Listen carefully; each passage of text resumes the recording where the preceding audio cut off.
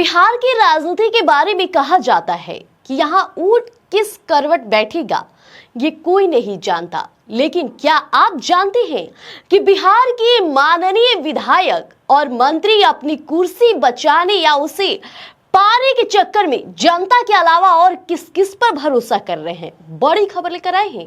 और आज हम खुलासा करेंगे कि बिहार की राजनीति के उस अंधेरे और रहस्यमय पहलू का, जहां सत्ता की चाबी जनता के वोट से नहीं बल्कि तांत्रिकों के हवन कुंड और ज्योतिषी की कुंडलियों से खोजी जा रही है। चौंक गए? नीतीश सरकार में फेरबदल की आहट के बीच पटना से लेकर कामाख्या और नेपाल की सरहदों तक तंत्र मंत्र का जो जाल बिछा है ना, आज उसकी एक एक परत हम आपके पास खोलेंगे। बिहार में जब भी नई सरकार बनने की सुगबुगाहट होती है तो विधानसभा के गलियारों से ज्यादा हलचल तो तांत्रिकों के डेरों पर दिखने लगती है। देखिए, एक न्यूज चैनल की इन्वेस्टिगेशन रिपोर्ट में चौंकाने वाला दावा किया है। खबर है कि बिहार के 27 विधायक इस वक्त तांत्रिकों के संपर्क में है। इनमें से कई तो मौजूदा सरकार में कद्दावर मंत्री बन गए हैं। मकसद सिर्फ एक है, या तो मंत्री पद बच जाए या फिर नए कैबिनेट में कोई बड़ी जिम्मेदारी मिल जाए।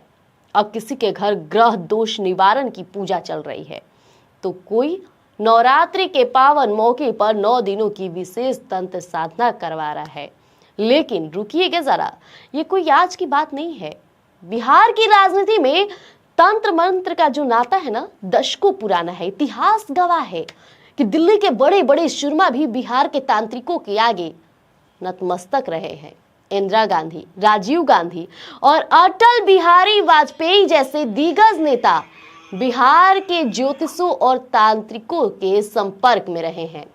मधुबनी के ज्योतिषाचार्य इनके झा, जो कभी पूर्व प्रधानमंत्री इंदिरा गांधी के पुरोहित रह चुके हैं। सिर्फ यही नहीं, अमित शाह और राजनाथ सिंह का भी बिहार और झारखंड में पूजा अनुष्ठान से गहरा कनेक्शन रहा है। बिहार के मौजूदा नेताओं की बात करें तो विजय सिन्हा हो गए, अशोक चौधरी हो गए, नितिन नवीन हो गए, चिराग पासवान हो गए, राजू तिवारी हो गए, संजीव चौरसिया हो गए और राम कृपाल यादव जैसे दर्जनों नाम है जिनके जीवन में पूजा अनुष्ठान एक अहम हिस्सा है। अब मिलिए उन चेहरों से जो इन नेताओं की किस्मत लिखने का दावा करते हैं। बिहार के प्रमुख ज्योतिषी डॉक्टर तृप्ति त्रिपाठी, इनका दावा है कि बिहार का शायद ही कोई प्रभावशाली नेता हो जो उनके संपर्क में ना हो। डॉक्टर त्रिपाठी के मुताबिक नेता कोई भी बड़ा राजनीतिक फैसला लेने से पहले उनसे मिलने, उनसे परामर्श जरूर करते हैं।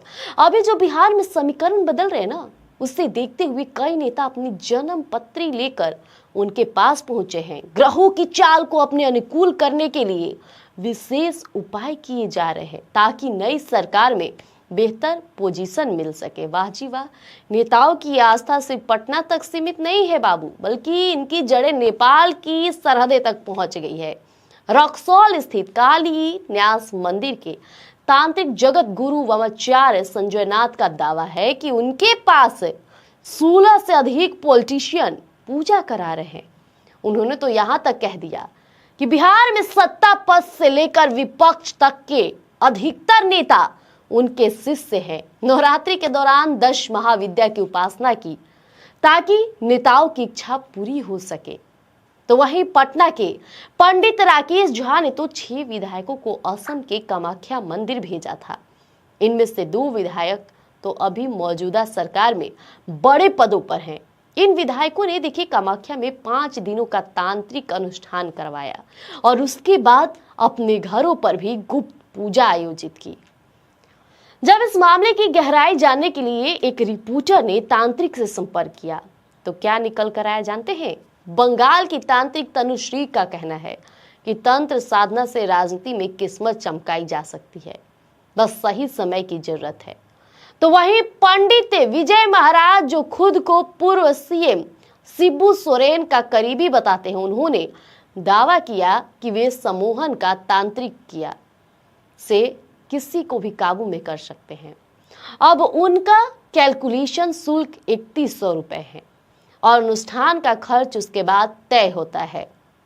देखिए, इसी तरह से कामाख्या के ज्योतिषाचार्य कृष्णकांत मिश्रा भी बिहार यूपी के कई नेताओं के लिए नैना देवी स्थान पर 7 दिनों का विशेष अनुष्ठान कर रहे हैं। और सवाल यही उठता है कि क्या लोकतंत्र में जनता का विश्वास काफी नहीं है? क्या वाकई ग्रहों की चाल और तांत्रिकों के हवन उनके काम आ रहे हैं और बिहार का भविष्य तय होगा? एक तरफ नेता विकास के बड़े बड़े दावे करते हैं, खूब पढ़ाई लिखाई की बात करते हैं, और दूसरी तरफ अपनी कुर्सी बचाने के लिए तंत्र मंत्र और गुप्त संसाधनाओं का सहारा लेते हैं।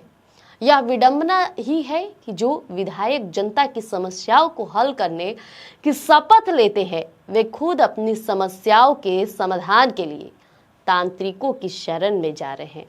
तो क्या इन अनुष्ठानों से बिहार की राजनीति की दशा और दिशा बदलेगी, या फिर ये सिर्फ नेताओं की अपनी असुरक्षा की भावना बन जाएगी? आपकी इस बारे में क्या राय है, हमें कमेंट में जरूर बताइएगा। तो फिलहाल के लिए इतना ही। देखते रहिए स्वराज पोस्ट। धन्यवाद।